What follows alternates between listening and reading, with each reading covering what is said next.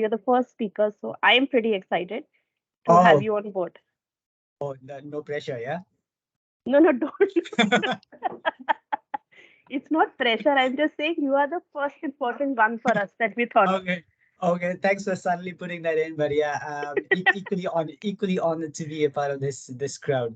So I don't Let know, me. Bipendra, did you ever get a chance to see the other videos that we created?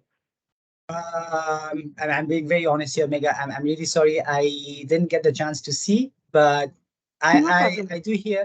I do hear that it's very well received so far by the audience, right? So I hope I'm not an outlier in the process. No, no, no. I just asked you for the sake is the generally what we do is either we keep it pretty much like an open hour where people can ask questions, the topic is given. But I think what I also understood from multiple feedback from people that this constructive way of also sometimes doing the presentation and keeping like 15-20 minutes for a question session works very well with them also. So Okay. I just wanted to say that this the format that you suggested will work very well for us. The media industry thinks, Mega. So you can let me know when we are good to start, and then I We're can get good. rolling. We are, I think, we are good because we have quickly 1 hour, and I've told everybody ki have food with the session. So I'm not very sure how many will come on camera, but I Okay, no think we problem, can no start. problem. Yeah, yeah, Yeah, yeah, I but can we can completely. start. I think the Intel team can definitely come on camera and say a hi. I mean, No, we that's can fine. That's definitely fine. do.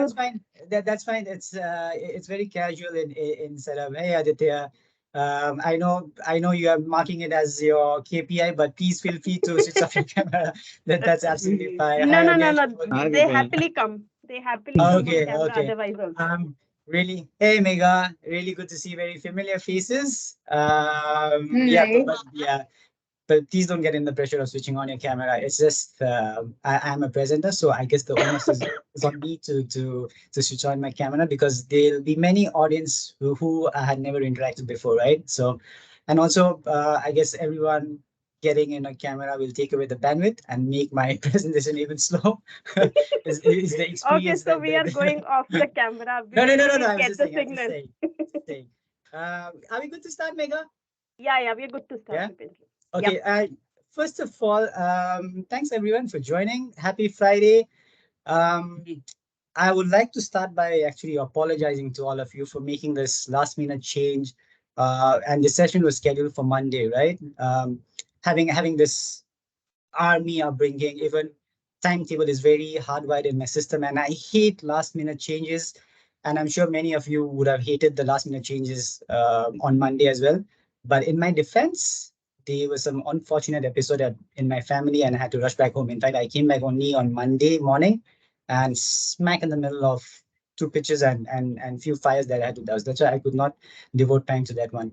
So all those who had accepted the invite on Monday and could not make it today, please do extend my apologies to them as well. Um, yeah. On that note, let me like Megha said, let me share the small deck that I have prepared for this session. Uh, okay.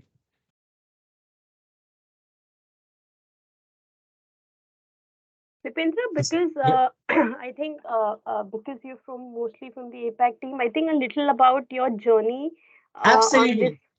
Yeah, yeah, would Absolutely. help. I have that just a sec. Yeah. Acha, take it. Yeah. Okay. Do this sound. Okay. I have that session. And also thanks Mega for inviting me to this mentor mentee program. And I feel really honored, and I'm to be honest, I'm not sure how much of justice I'll do to this session. I've been a part of many knowledge sharing sessions in the past, right? Both as an attendee as well as speaker in some cases. But I noticed that when you change the title to a mentor mentee program, the entire approach to the session actually changes. It becomes much more relaxed. I know that I can be a bit candid about some of the information that I can share. And the onus is actually on me to scout for topics which may be very relevant to the target audience that I'm speaking to today, and also tailor the content in such a way that it becomes very digestible to the audience that I'm speaking to. Just a quick check, Mega. Is the audience only internal for today's session, or do we have some No, external no, this is audience? the entire Dentsu media service line. Okay, So okay. teams from iProspect, Sokrati, from Postoscope, from Kara, from DensuX, everybody Okay, would be okay, part of got it. it. Okay, thanks. So no clients on the call, right? Thanks on the call. No, no, no. Okay. So that's why I wanted to be very casual. In fact, what I'm imagining is I'm imagining we having this session at this coffee shop here, um, me and all of you, and I'm more than happy to discuss any topic under the sun.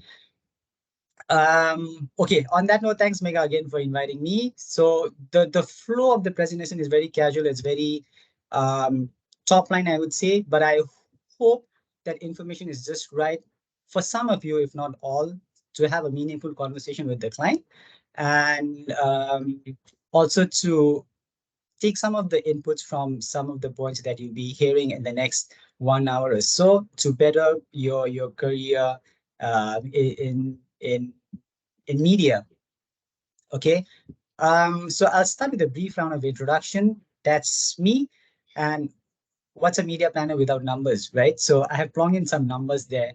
So I have so far, but this April, I completed 15 years in the media industry, spanning across 5.5 agencies. Just touch upon why that 5.5 is coming from. I have work experience across 9 accounts, really good set of accounts that I've been fortunate to work in, barring one. And I'm more than happy to share that experience, that not so pleasant experience in one of the account as well. And my experience spans across three markets. I started in India, then went to Malaysia, and now I'm finally in Singapore. I'll spend more time here because I understand that the dimension of audience is just a sec. Let me keep this on my mute. I understand the audience is pretty diverse.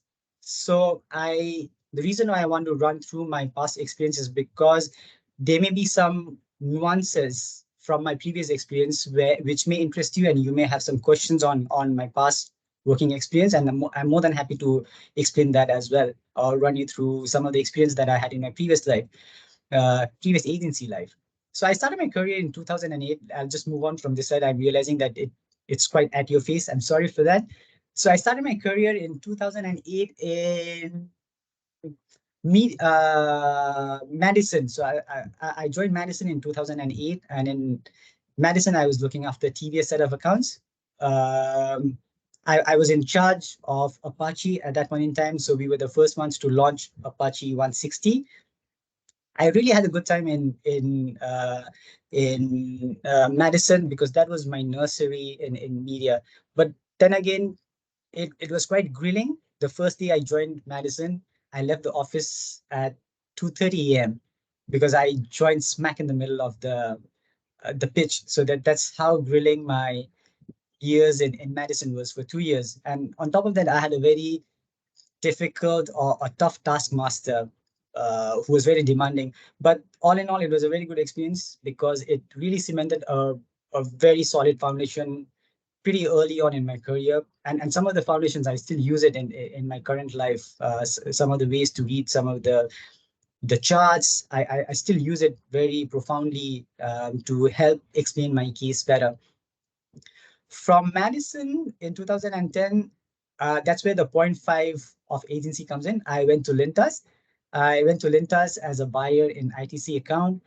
And that's when I realized that buying is not my forte. I'm not a very social person. So it was not my cup of tea to get in the room and, socialize and talk about numbers, rates. So within 2 months, I realized that I was actually suffering in the buying profile, and I also realized that I was getting away from the core interest of marketing. I love being a part of all these brand track meetings, trying to understand what's working, what's not working for the marketing mix. So that that space gets eroded from the buying profile. And when I realized that that's not where my heart is, Luckily enough, I got an offer from Group M from Maxis. And in 2010, after 4 months of my stint in Lintas, I moved to Maxis and joined the Titan Group of Industries account. All this while, my experience was pivoted across TV media planning, right? And when I moved to Titan Group of Industries account, Titan at that point in time, I don't know what's the scene right now, but they were one of the biggest print spenders. And I was absolutely clueless when I was working on the Dhanteras plan for Tanishq. And back in 2010, the average festive plan for Titan would hover around 2.5 crore to 3 crores. Now imagine someone like me who has absolutely zero idea about how the print scenario works, suddenly handling a campaign worth 2.5 crores. I was getting sleepless nights, and that's when I realized that media planning is beyond IRS or TAM numbers. It's something to do with the package as well, particularly in print. I still can't understand how um, Amar Ujala all edition works out cheaper than cherry picking some of the editions. That's still some concepts that beats me. And I was in Maxis. I was handling the Titan Group of Industries for 4 years, and by 4 years, I was so confident that even now, if someone would approach me to make a print plan, I think I can make a print plan in India with my eyes closed. And so that is the level of exposure that I got in Group M. And it was also in Group M that I met some of my mentors. And I know I'm not a super successful person, but whatever little success that I've had, I can proudly attribute all my successes to the mentors that I've met early in my career, starting from Maxis. And Maxis, I met two of my mentors who has largely influenced the way my career has been shaped up so far. And they have dropped in some mantras, that I adhere to, and those mantras are hardwired in my system right now. Every time I make a change, I ensure that I reach out to all my mentors and check if my move is right. I still have very open lines of communication with my mentors, and that's why I'm very close to concepts like this. When mentor mentee, I may not be the best mentor here, but what I'm trying to say is, if you do not have a mentor, please reach out to someone. Try shadowing someone who can serve you as a good mentor, because they have the potential to hugely influence your career growth. Then from Maxis, but I think by the time I wrapped up my time in Maxis in 2014, I had headed for a burnout. Then I took a career break. By the time I think I had decent amount of saving to sustain me for a year, and I decided that I'll take a career break and do something on my own. So I headed back home. I tried to do something. The entrepreneurial in me had kicked in by the time, so I wanted to do something. I did start. Um, but then 6 months into that line of business, I realized that I started missing the corporate life again. And then just at the time when I was thinking to come back to the corporate life, I got a call from OMD.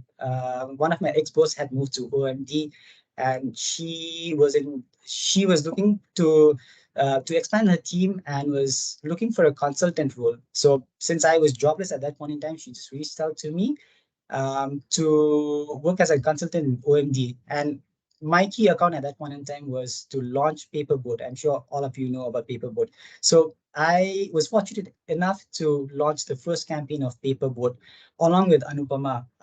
So I've gone into presentation mode. I'm not sure if Anupama is there, but I've had the chance to work with Anupama during the OMD days to launch the Paperboard product. So from OMD, while I was still working there, I got a call from Singapore. That's when I moved to Singapore under MediaCom. And on MediaCom, again, it was a huge paradigm shift for me. So all this while, I was, I had zero knowledge about digital. And then when I moved to Singapore, and there's a long story behind that, I'll not dive into that one. When I moved to Singapore, I realized that everything was so digital, and I was literally struggling to keep myself afloat in all this digital media landscape. But I guess the rigor in all of us Indians have is we tend to catch up pretty fast, and I did immerse myself to understand everything about digital. I did a lot of reading. At that point in time, it was just me. My then girlfriend was still in India, so I had all the time. I basically wasted all my initial few weekends just to try and understand and play a catch up with the digital media landscape. But when I look back on it, I think I did a good job because slowly, even the profile that was thrown at me in MediaCom was very digital centric. In MediaCom, I started with the Fontera account. Fontera, if you are not aware, is the Amul of the world. They are the biggest dairy product supplier across the world. Only in India they could not have a strong foothold because Amul is the king in India.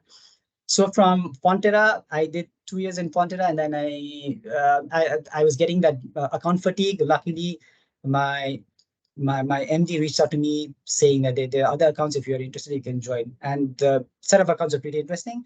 It was Adidas, Harley Davidson, and Uber. All of them lovely set of clients, but very digital. That's where I upped my digital knowledge. I was very upfront when I didn't know something in the meeting. I would just raise my hand and say that okay, this is something that I don't understand. I need some hand holding here. That's how slowly I learned and progressed through the group and ladder at least. One naughty client or nasty client experience that I was talking about, it was in Harley Davidson. So of course we all have had mixed um, mixed client interaction, right? So while all this while I was having a very good relation with the client, Harley Davidson was one client which I think our chemistry didn't just synergize. So I opted out of Harley Davidson, and it was really good for my mental well-being that I had to opt out of Harley Davidson. But otherwise, my interaction with Eridas, I was a digital planning lead. Imagine someone who had never seen digital media landscape 4 years ago, and then I was thrown in this digital media planning lead for Adidas and Uber. Uber was a huge learning experience in terms of my digital planning experience because Uber is, as you know, it's a technological client, right? So the experience there was really enriching for me. So that's and then from Maxis, I moved to Dentsu. Again, there's a funny story behind it, but then in the Dentsu, I'm handling Intel account. Again, a very technologically savvy client, but not very media savvy. Okay, so that has been my experience so far, and you can see that I've had multiple. I would say I've had a colorful experience in the media world, right from core TV planning, core print planning to digital. So if you have any queries around anything of the those piece, I'm more than happy to answer your queries as well. Continuing with the flow. So, like I said, the theme for today is very casual, and the topics are just listed down here. I'm told that there was deep interest the from the audience in India to learn more about programmatic. So I have some programmatic 101 sessions here, but mind you, programmatic is a vast ocean. You cannot know the entire depth of it within 1 hour also, or for that matter 1 week or 2 weeks. It needs minimum 2 or 3 months of dedicated getting your hands dirty in programmatic to actually understand what goes behind it. But for purpose of today, to make the information just relevant for you and to make you at least competent to have some top line conversations with your client or any other stakeholders, I have this module designed programmatic 101. Then I'll just be touching upon two important important case studies, which I think is worth highlighting to you, where the consumer insight shines. And third is the trends that I've noticed vis-a-vis India, when because I have this data points across multiple markets, so I thought it'd be worth sharing those data with you again, just to enrich your conversations with the client. And then finally, I wrap up with some of the golden rules that I've shared with that I have hardwired in me from my mentors, and it's all for you to take. It's not my golden rule; it's the golden rule that my mentor had shared with me. So feel free to cherry pick and apply in your daily life.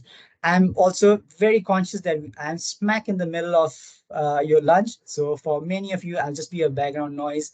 And that's fine for the next 60 minutes. But I just hope that there'll be some nuggets of information that you can pick and just apply in your career.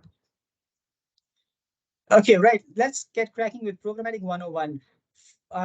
Again, this is very top line idea, and I've tried to explain some of the topics in a very layman term so that it comprehends well or registers well in you.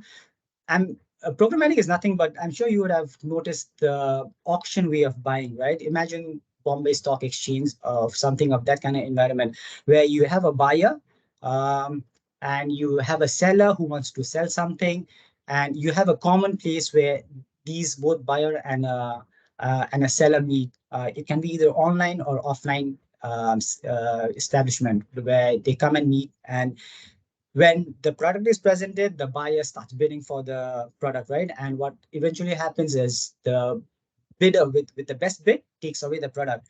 So if you take this concept and apply in digital buying media landscape, that's what programmatic means actually. Programmatic is nothing but an automated way of buying and selling inventories, okay, in a real-time bid. So there is this real auction that happens within the ad tech ad tech or the digital media environment where there's a buyer and seller, there's a bid that happens, and the best bid wins. So that's in a nutshell what programmatic means for all of you. Okay, before we get into the details of programmatic and what it means, I think it'll be good for you to understand what has been the evolution of the buying model in digital media landscape as well.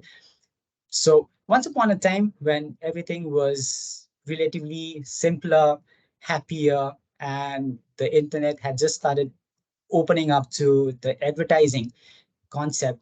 So you had a agency, which is basically all of us, and then you had publishers. And if the client was more than willing to be a part of this digital media landscape, they would inform the agency, and the agency would just directly reach out to the publishers. Say, for example, Times of India, and say that, hey, we want to do a business with you. Do you have any ad slots that we can use? And that's how the digital advertising started initially when the media landscape was much more simpler. That's the first strata that you see here. Then as time went on and digital media landscape started exploding, the number of publishers started exploding in the digital media landscape. So that posed a problem for the agency people. Now they had to reach out to so many multiple publishers and try to understand which one is the best fit for the campaign that they have, right? And it was a problem for the publishers as well, because with the increase in competition, what happened was they could sell, of course, they could sell the premium inventory, which is the homepage, but there was this long tail of remnant inventory which the publishers was not able to sell because of the explosion of the publisher list and the competition within the digital ecosystem. So as a solution, what they did is they evolved to the second strata of media buying. So all these publishers who could not sell the inventory, they collated all the inventory, they made a group, and they started approaching the advertising agency and saying that, hey, we have this inventory which works out cheaper for you. It meets all your KPI, reach, you can get your awareness, everything. So that was ad network coming into picture. Basically the design of or the purpose of ad network was to sell the remnant inventories of the publisher to an advertiser. It was a win-win situation for both. But again, with the passage of time, and like there's a saying that success has many fathers. So ad network also started having multiple copies of it. So there were multiple ad network emerging in the digital media landscape. And that posed another problem for the advertising agency as well as the publishers. For advertising agency, they realized that they were reaching out to the same audience again and again and again through multiple ad network, right? And for publishers, the yielding process also started taking a dent, because if you have multiple ad network, you would still have some remnant inventory which remained unsold. So that was a challenge of the second strata of media buying model, where the ad network came into the picture. And soon, very soon, there was a solution to all this problem with the ad network in picture. And with the advancement in the technology, that's where we entered the real form of programmatic buying, which is right at the middle there. So programmatic buying, ways of buying has Hi two. puppy, खाना खाया? Mutton Oh, खाया? Yummy yummy. No. Ahana, go on mute, please. I mean, she's feeding a dog. Let's okay, yeah, but it's very important to feed the baby first. Yeah, I completely agree. So what happens at the programmatic side of the business is you at the end of the spectrum you have your buyer and your seller, so which is the agency and your publisher. And then these extreme ends, they have an intermediary in between. So that's the demand side of platform for the advertising agency, and then you have a supplier side of platform for to facilitate this auction for the publisher. And in between, you have an ad exchange, which is like imagine again if you were to visualize it, ad exchanges are like your Bombay Stock Exchange. I'll be diving more on these details in the subsequent slide. So this is what the entire gamut of the programmatic means. And some of the key ideas to note here are basically the concept of programmatic can be broken into three. Okay, one is the demand side platform. These are the three components of the programmatic. So you'll be hearing a lot about demand side platform, ad exchange, and supply side of platform.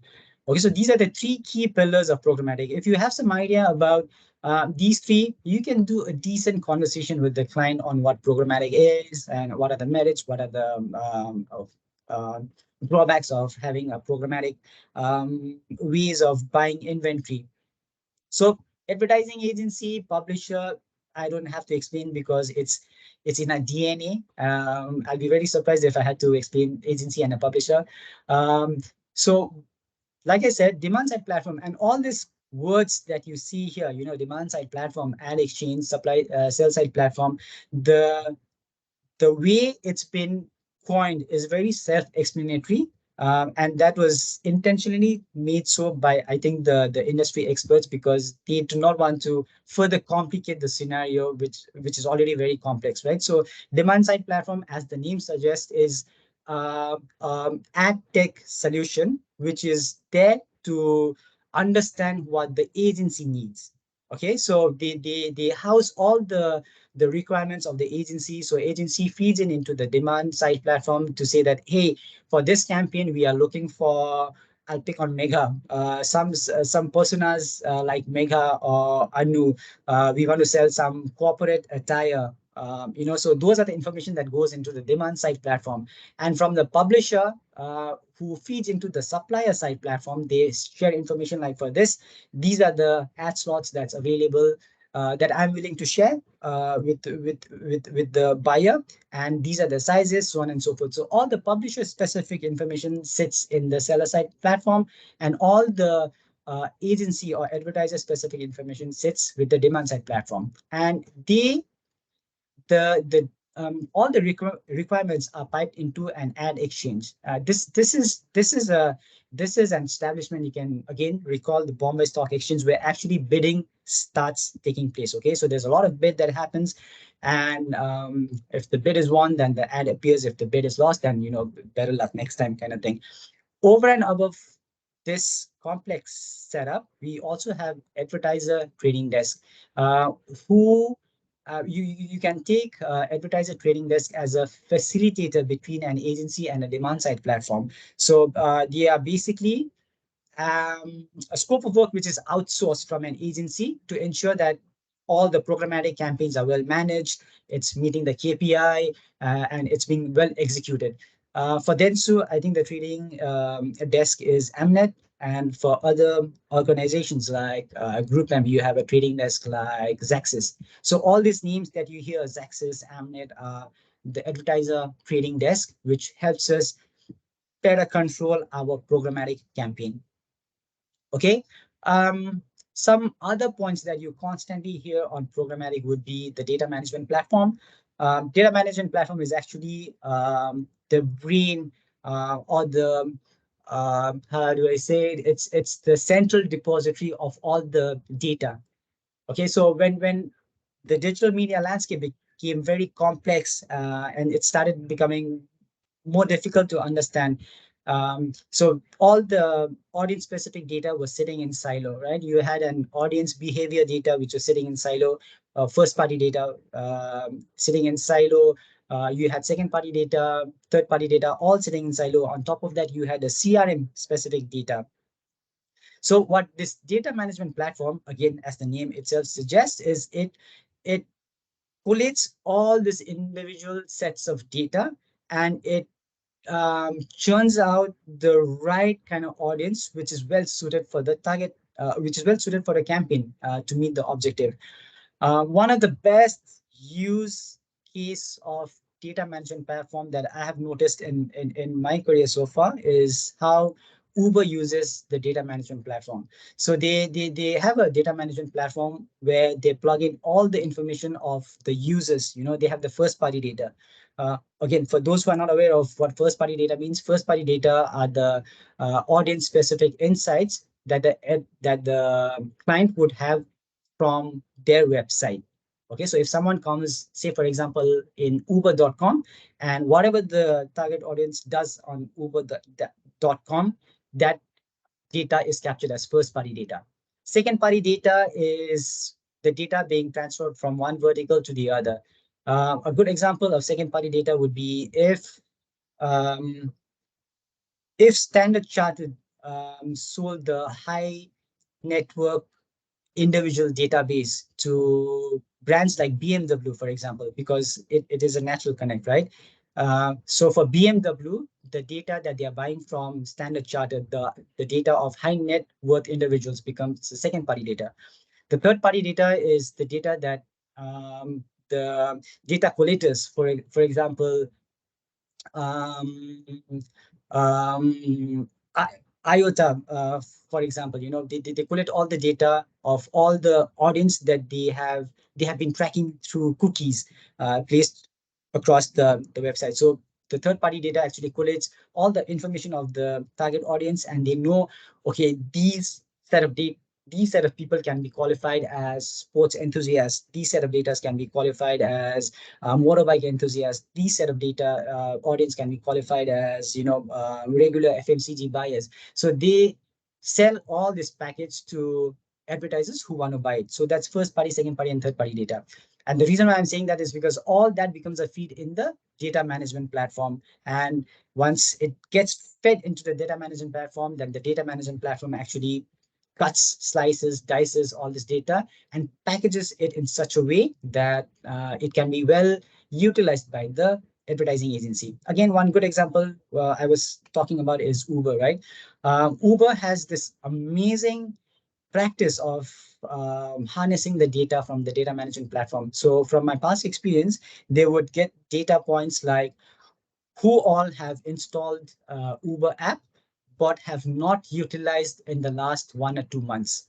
Okay, so they would get that kind of data from the DMP, and they would have a special promotion just running for those kind of audience. Say, if you here's a 50 rupees voucher for you if you utilize it in the next 2 months. So the way they use the data management platform to tailor an audience to up their revenue is pretty impressive. And not many advertisers do that, but because it comes at the cost. But those are some of the examples where data management platform can come into the play. The other thing is ad server. Ad server is just a central depository of all your creatives. So you can actually track where the creatives is going on the publisher, what's the dwell time, and all that stuff gets fed from the ad server. It makes the advertiser agency's life much easier if they feed the creative into the ad server, because then they do not have to individually manage, handing over the asset from one publisher to the other. So net, this is what the programmatic is all about, some of the key components and how each element comes into play. All if you're very native, if you are very naive to programmatic and you're not very well aware of how what's the concept all about, all you need to know is the demand side platform, ad exchange, and the seller side platform. Rest all of the information are additional information which I'm sharing with you. Okay, just to give you an example of how it actually comes to life. So say, for example, Mega comes to a website, right? And she comes to a website like Times of India. And what Times of India's ad server does is it sends a signal to the ad exchange here and says that, hey, I think we have got Mega here coming to Times of India. And is there anyone who wants to sell something to Mega? And Ad Exchange sends this signal to all the DSPs. Now, DSPs, as you know, houses all the information of the advertiser. So the DSP evaluates, is Mega worth serving an ad, or should we let her go? If the DSP thinks that, okay, Mega is very valuable prospect, we should not let her go, they start bidding. And if it's really important, they bid really high price for Mega. If the bid qualifies, then the bid is qualified to serve an ad to Mega. Okay, and when ad is being served, it requests the ad server that, hey, we have won this bid. Can you pass on the creative? So the ad server sends across the creative to the publisher, and Mega sees the ad and she decides if she wants to buy or no. That's how the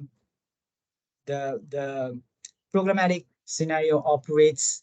Um, Three types of buying. This is something that you need to be mindful of. So there are multiple ways that you can buy in programmatic. One is programmatic guaranteed buy.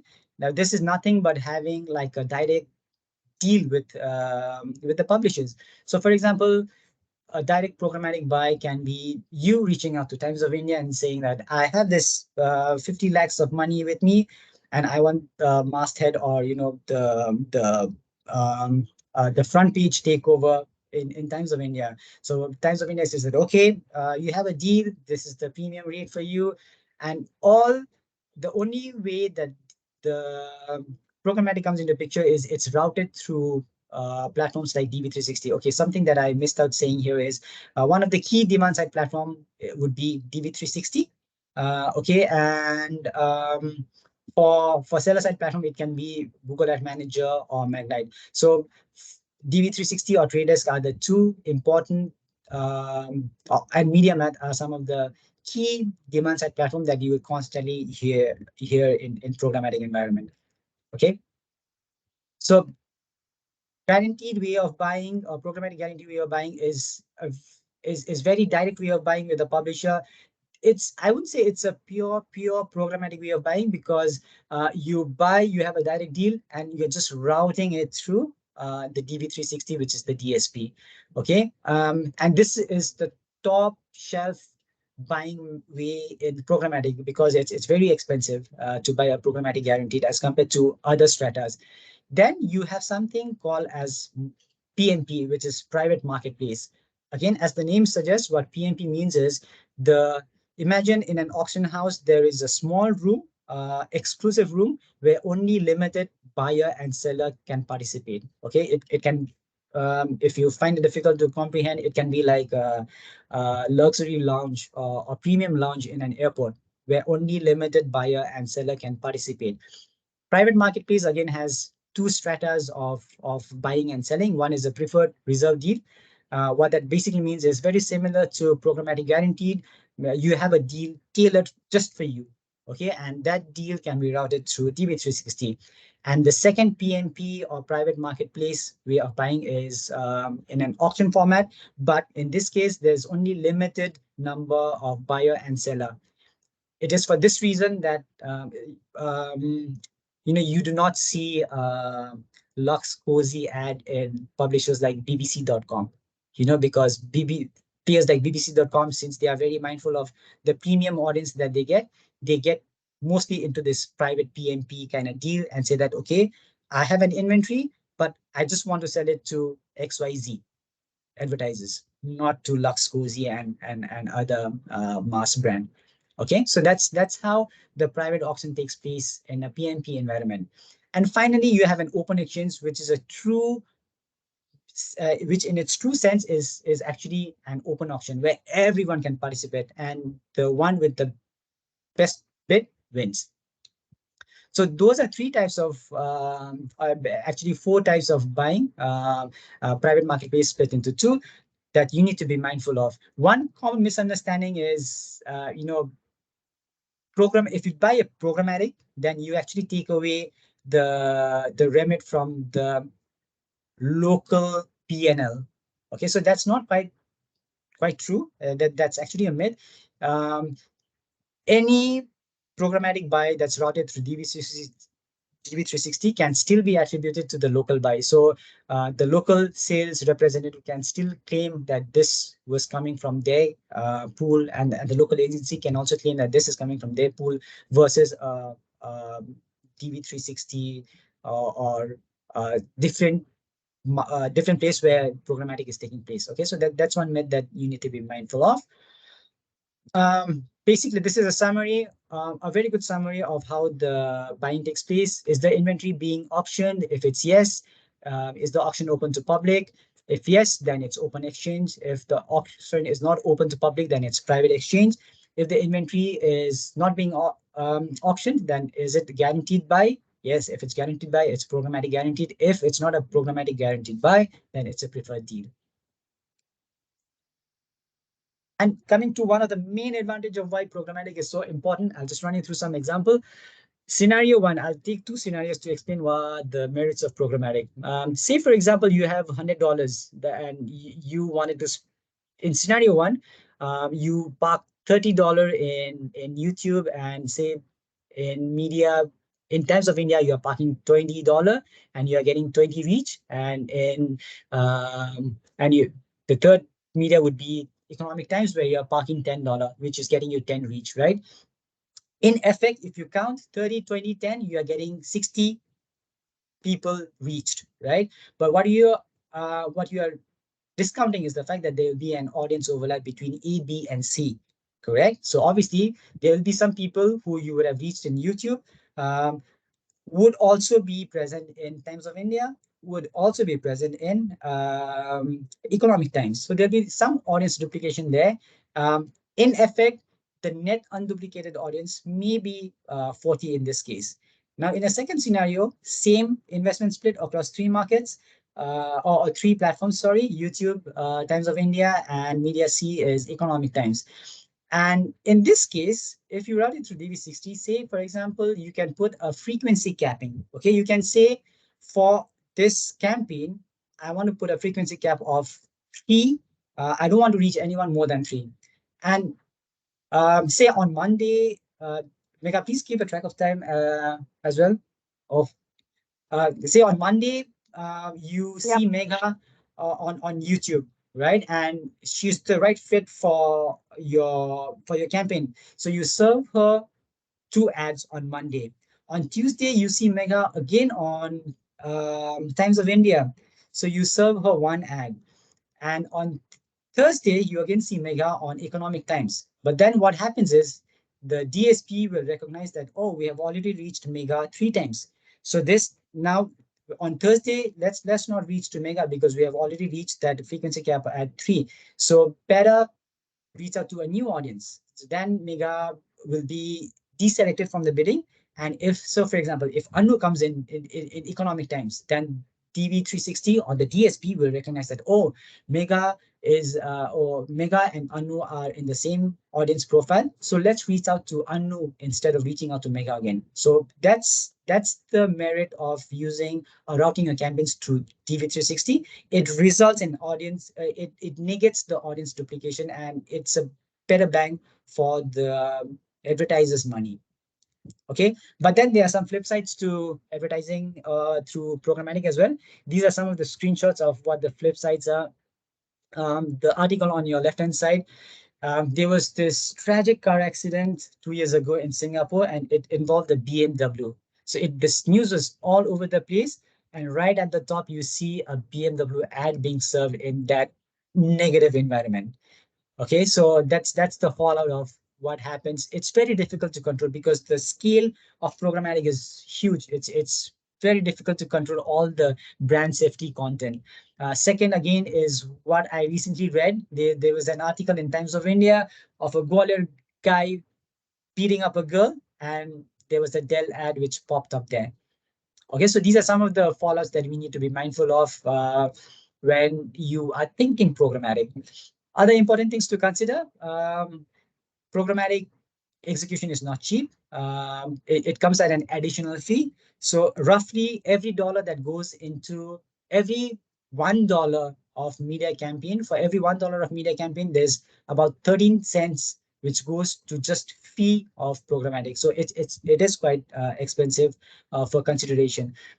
If the advertiser is only keen on using YouTube, then actually it negates the purpose of running programmatic, because you might as well run just a regular YouTube campaign rather than route it to programmatic. Because tying back to the advantage of programmatic advantage only shines when there's multiple publishers and you reduce the audience overlap. Okay, just be mindful that third-party audience is not applicable to YouTube in any form, and also please don't blindly trust the publishers. For the lack of better word, there are some crooks there who will sell you a deal, but what happens under the hood is quite murky. So you need to be very detailed in analyzing what is being offered to you, and also monitor the campaign very closely.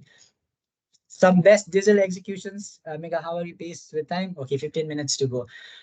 So this is one example from Burger King, and I know best cases are very subjective. What may be best case for me may not be the best case for you, but this is one of the campaign which won Cannes Award as well. And just think, when you just go through the video, think about the quality of audience inside that Burger King had from this campaign. The genesis of this campaign was the fact that Burger King wanted to win on the younger set of audience in the Latin market, because they realized that since they were the late entrant in that market, the market was already well captured by KFC and the Pizza Huts of the world. So when Burger King launched this campaign, through a very rich audience inside, they realized that the audience that they are trying to chase have affinity towards gaming as well. And you'd wonder, what is a burger or fast food brand have to do with gaming, right? And I have an Intel background, and we struggle to crack the gaming campaigns to come up with some bright ideas when it comes to our gaming campaign executions. And here there's a burger brand who has cracked this code so beautifully through a very rich audience inside. I'll just play this video for you. If there's no audio, Mega, just please let me know, yeah? Yo, man. Hey, Did you see what Burger King did? no. They did a gaming campaign. Wow, like every fucking brand in the world is doing gaming campaigns. Yes, but this one's different. They are making fun of our glitches. Our glitches. Goudy.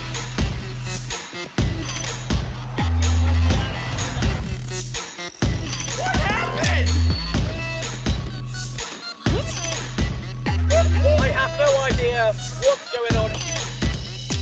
So you're telling me Burger King glitched their perfectly working app and hid exclusive deals in it? Tá um lance totalmente bugado aqui. Yes, Mr. President. And that's not all. They also glitched the Whopper in real life, and people went crazy for it. Mas batata frita aqui dentro, mano, do Whopper. Nugget, onion ring. A batata está no lanche. So many glitches. They glitched their billboards, their menu boards. And more people downloaded their app. And if gamers shared their own glitches on Twitter, they got glitch discounts too. But get ready for the worst. They even created a glitch store inside the metaverse, a fully playable glitch restaurant that brought more and more attention to the promotion. Burger King did all of that? Well, it's even worse than when they tricked us into playing for Stevenage. But who would enjoy such a stupid promotion? Humans! There's definitely something wrong with them. Take a look at the results.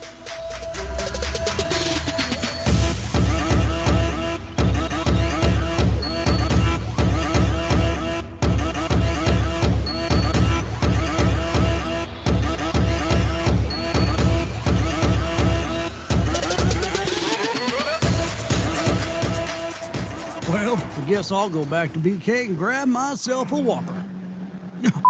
Me.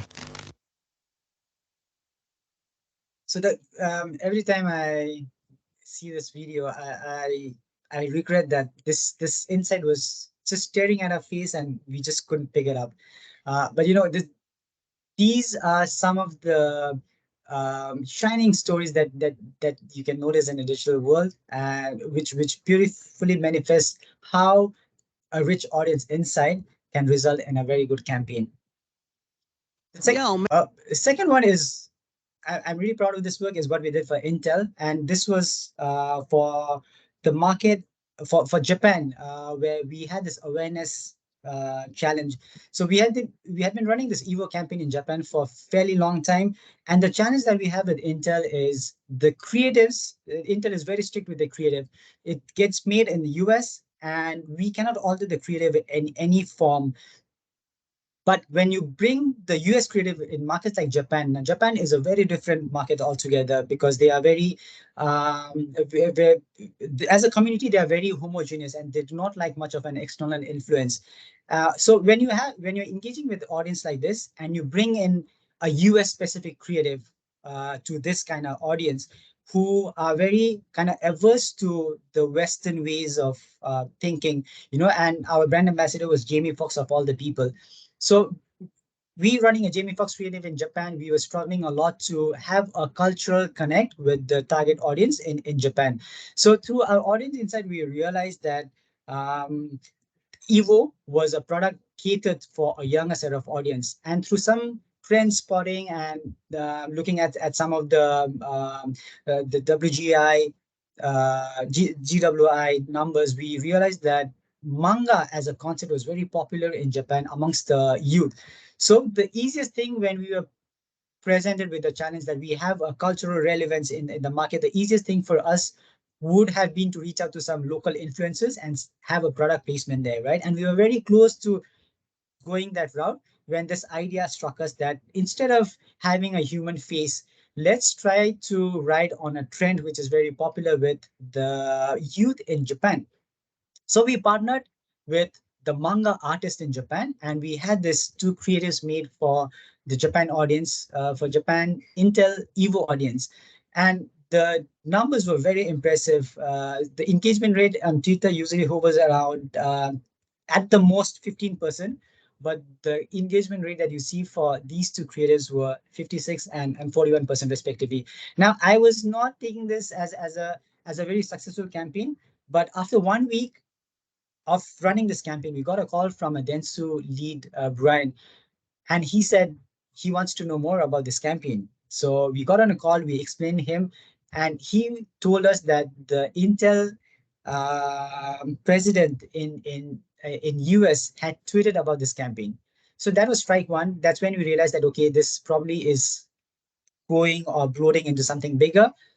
And 3 months after we ran this campaign with all these glorious numbers, we actually got a call from Twitter office in LA, which said that this execution had actually qualified for Twitter Innovation Award, and they were all willing to send the air tickets to our team here so that we could go and present the case study to the event there.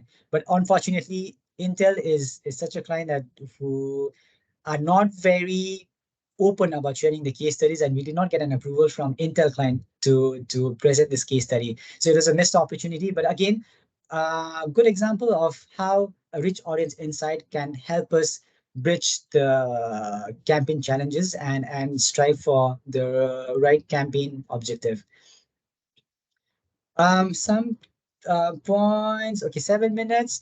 I'll just be quick with this one. Some emerging trends in India, which I've noticed as compared to other country. One glaring fact is India, I have noticed, lacks in programmatic adoption.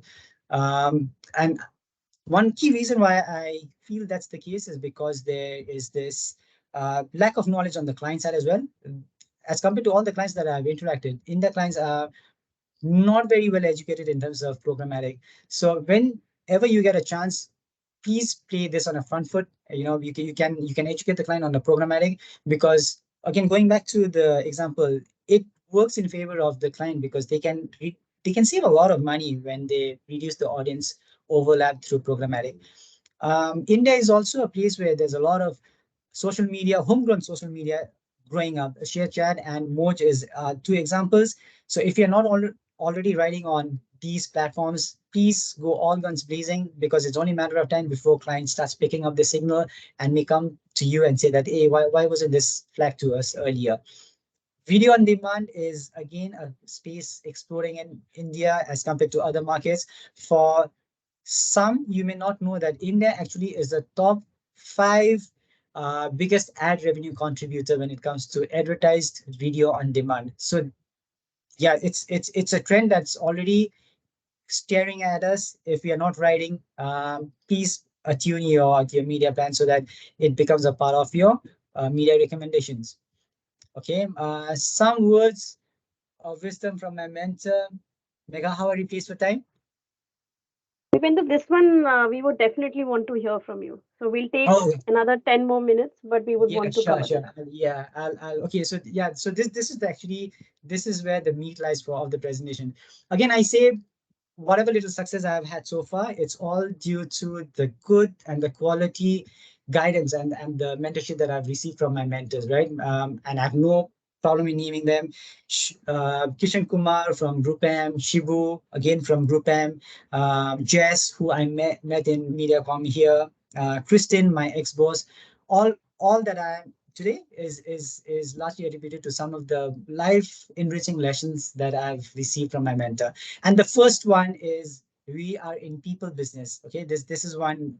This is something that has been hardwired in me, and all the progress that I've made in my career so far is largely attributed to this philosophy. Yes, so basically what this means is products are important. Yes, it's very important for us to know what we are selling to the client, how we plan our brand, how we the knowledge we have on YouTube, Facebook, all those are important. But over and above the product knowledge, we should invest in maintaining a meaningful relation with the client. Because if we have a meaningful relation with the client, and I've lived by that, that the relation becomes non-transactional, right? It becomes more meaningful. Problems, even a grading problem will not be a grading problem if you have a very good equity or relation with the client.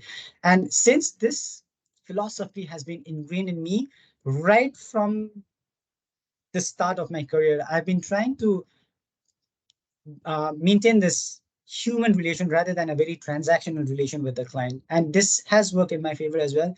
And there are some stunts that I adopt to ensure that the relation that I have with client goes beyond transactional. So even the smallest of stunts, like on a weekend, if you see something from the competitor, I take a screenshot of the and send it across to my client and say that, hey, this is what I've noticed from the competitor, something interesting, right? So small talks like that also contributes in making a meaningful relation with the client. And it evolves to such a stage that some of my conversation with clients, even in Teams chat, some of the screenshots that you see here goes beyond talking just business.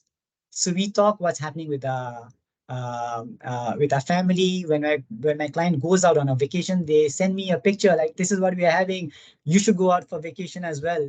So that's an outcome of this learning that I've got from my mentor, and to realize very early that if I invest more personally in this business equation, probably I can extract more from my clients. And one testimony of how this adoption of this principle has helped in my case is the TRR scores here. Now, at my level, the only one of the main reasons why I get paid is to keep the client happy and ensure that the TRR scores are in place. Okay, so when I joined Dentsu for 2 consecutive rounds, the TRR scores is not doing good. And my boss who had recruited me, he said that your first job is to ensure that the TRR scores goes up. And this was the time actually I joined. And riding on this principle, right at day one, I started investing. I started getting more personal, reaching out to the client on a more personal note with the client, just to ensure that the relation goes beyond transactional. And from what I see, I think it has been a good investment on my side because the TRR scores has only gone up. And the reason why I live by this principle is, when you have a relation which is beyond transactional, no problem will be a problem worth dwelling too much time in. So, for example, right now we are in a stage, at least our team is in a stage where if some goof up happens, and goof up happens in our line of business, right? If some goof up happens, I can confidently go to the client and say that, hey, you know what, we have messed up in this. What can we do? Versus if it's a very transactional relationship, there's this fear psychosis that sits with the team, right? Oh, we messed it up. How should we cover it? If the relation is transactional, that's the first thought that comes to your mind. How do we cover it? Let's not try to reveal it to the client. But if the business, if your relation with the client is very amicable, it's non-transactional, I have no problem in going to the client and saying that this is the area that we have messed up. And in fact, just last week we had messed up. Uh, we had messed up in one campaigns, and the damage was 30,000 USD. And I actually went up to the client and said that, hey, we messed up in this case. And the client was gracious enough, I think gracious is the right word, to say that she will be utilizing the AVP to cover up that 30K miss from our side. So again, it's just a reflection of how important it is to invest in people rather than product, trying to be aware that our line of business is beyond product. We are dealing with people here. So this again is a photo of our team lunch with client.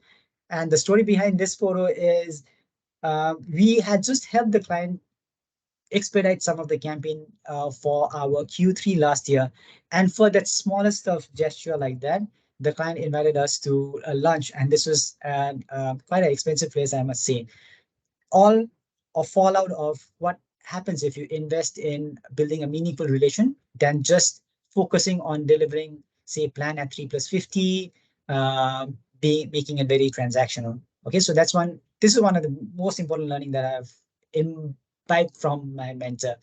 Second learning is to read the room. Now, whenever we go across multiple meetings and there are multiple personas in a meeting, right? So it's good for you to understand the mix of the room and try to tailor the delivery of your narration accordingly. So there'll be some, it'll be good for you to understand if there's any conflict in the between. And if at all there's a conflict, who should you side? Because in the long run, who would benefit when you side on their side? Or you can choose to be neutral as well. There will be some personas in the room who would not like to get too much into detail and just be top line, or he or she just wants to know what has worked, what has not worked. Just a few weeks ago, we entered in a very bad meeting, and it was completely my mess that I was not very hands-on that meeting. We went on a meeting where we were presenting something to all the Intel stakeholders across the APAC market, but the presentation was very number heavy. It was not meant for the audience in the room. So one key point to note is how to read the audience in the room very right, because if you have that reading right, you can deliver your product and tailor the product accordingly so that you can extract the most of the meeting. Third, of course, is back your team, especially for all those who are managing some team members under you. This learning would be quite critical to hold the team together, because you shine when your team shines, right? And you should. At least this is a policy that I follow. For me, I keep my ears very close to the ground. I keep having this temperature check-ins with my team, just to ensure that the team is in good place, because if the team is happy, the output will be happy. And if the output is happy, the client will be happy. And you can see the dots connecting, right? And how I shine in the process as well.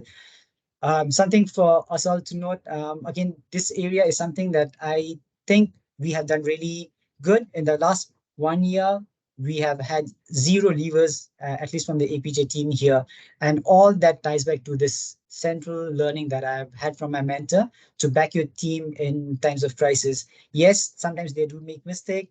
You just pull them aside separately and have a talk down with them. Just try to explain the gravity of the situation. But they should always leave the room feeling that you have the back covered. We are not in the business of building bridges and saving lives, is what one of the mentor would frequently say. And the purpose of dropping this line is to take away the fear psychosis from you. Again, we are not in the there will be some cases where we'll be making some errors and some mistakes, right? But as long as we learn from that mistakes, it's absolutely fine. Just don't let the fear psychosis stop you from trying anything bold. Because if you stop thinking out loud, thinking out of the box with the fear that you'll be pulled up if the thing doesn't work well, then the entire team suffers. And as an agency also, our role gets compromised, because our role is to give the best media advice to the client. Lastly, this is a witty one my from one of my boss. If you have to eat a dead crow, eat it when it's still warm. What it basically means is, when you are faced with some of the unpleasant news that you have to present to the client, don't withhold any information, because it only compounds. I've noticed that it only compounds, and it makes your life difficult for the time to come. So if you really have to reveal bad news, do it as soon as possible, before it gets cold, or before the client hears it from someone else. And the same boss also had this sandwich theory, which I'm more than happy to share as a bonus.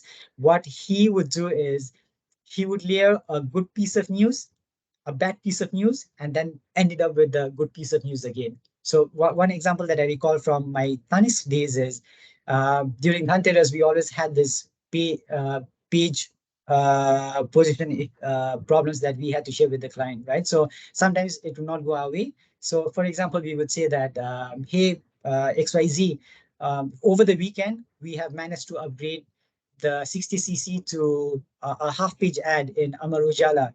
But in Bangalore Mirror, our page got dropped. Our page position got dropped from left hand side to right hand side in Bangalore Mirror. But again, in Dainik Jagran, Lucknow edition, we got an upgrade to a front page. So tricks like that to help us manage the conversation in a better way, but at the same time also not reveal or not hide any fact from the client. I guess that's all. I'm sorry for overshooting by 7 minutes. No, thank you so much, Vipendra. This was, and I think all of these, I think the advices that you mentioned, I've seen you writing this and saying this quite often during our conversation. So in the last 1.5 years, I have definitely heard a lot of these. So nice to hear the context also doing it. So thank you so much for doing it. I think any questions, anybody? I know we are up on time, but if there are any questions. By the way, Bipendra, I should tell you, we hit a century today at Lunchas also in the number of attendees. So, okay, more than 100. Wow. And I'm really sorry for eating into your lunch. No, that's completely fine. Sure, there are some nuggets of information that you all can help. And yeah, please, an honest request for you, please reach out to the mentors that you would like to shadow. Trust me, it really shapes your career. It gives them the direction. Even now, when I make any change, I check with my mentors if there's a right move, and they give me such a candid opinion. And by the way, it may look like a rum, but it's not a rum on a Friday. It's a tea. Okay, so just to set the record straight. Anu, you had something to say? Yeah. Yeah, no, I wanted just to depend your experience. I think for many, but there's a huge different audience here, right? There's from different fields, different departments, different offline, online, everybody's here, right? And we've had, I think, thanks to Mega, we've had such wonderful sessions.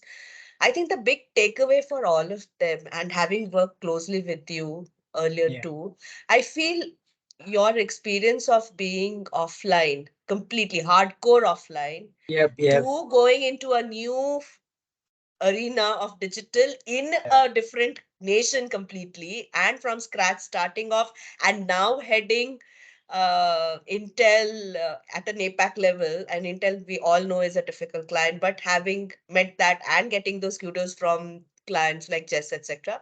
I think it is there's a lot of inspiration. I think many people will drive here, and guys, I have worked with him, so I know the meticulous behavior of his.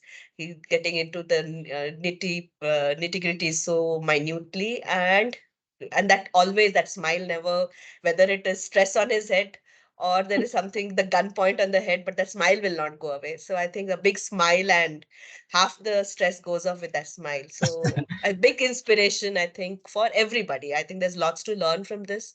And thank you for all the lovely times that we had together. Thank you. Thanks, Anu. Yeah, the OMD was one of the best stunts, right? So we had quite a good run at OMD for Paperboard as well, and I've learned a lot from you as well. And all that you have said, I'm taking it at a face value and at a discounted face value. but Oh thanks, no, thanks for it's all true, all true. Yeah. So because there's many a times that coming from the background again, I have been also been more offline, right? So there's always that fear that digital is a something different entity. It's not my cup of tea. How do I talk? It's not, but it's at the end of it, it's a medium, another medium that we talk about, right? So if it is seen like that, and then you put in a little bit, because the base of planning, the base of everything is there. You just need to look at the tactics differently, and once you know the math behind it, I think it becomes easier. So I think that's what a big takeaway for all the offline team members here. I think so there's no fear of digital, and you can also learn. I think that's a big takeaway for most.